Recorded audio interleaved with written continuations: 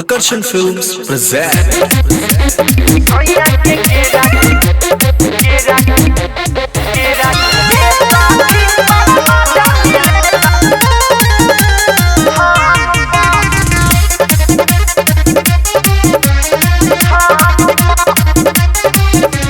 छनो भर पियावा न छोड़ेला अकेला ऊ खाले सेविया हम खनी केला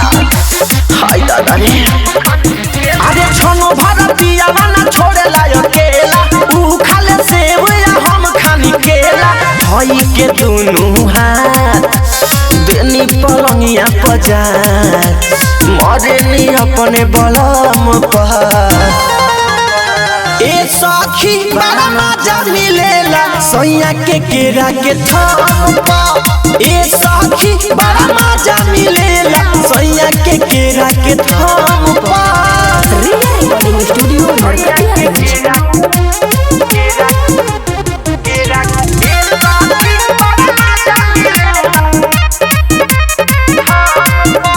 चढ़ल जवानी के पानी हमारो लागे कुल्ही झड़ जाई जहिया पलंगिया पपियावा हमर फन के ऊपर चढ़ जाई चढ़ल जवानी के पानी हमारो लागे कुल्ही झड़ जाई जहिया पलंगिया पपियावा हमर फन के ऊपर चढ़ जाई हवे इहे फॉर्मूला तनी ढीले रखिले झूला ना जानी लाज शरम पर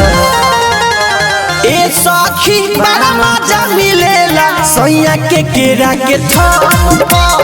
ए सखी बड़ा मजा मिलेला सोया के केरा के थप्पा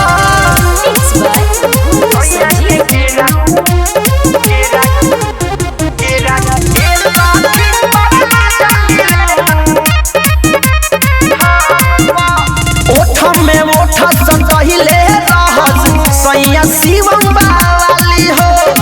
हमहु लगनी कहे तनी कर राजा हाली हो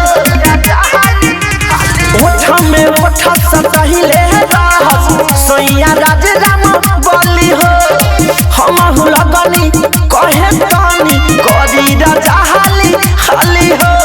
हमरो तो जोश पूरा जागल हो गईनी सखी पागल खुदेनी लेके पलंग पर ए सखी बड़ा मजा मिलेला सोया के केरा के थप्पा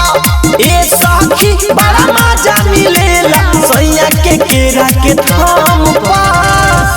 रिया रिकॉर्डिंग स्टूडियो नरकटियागंज।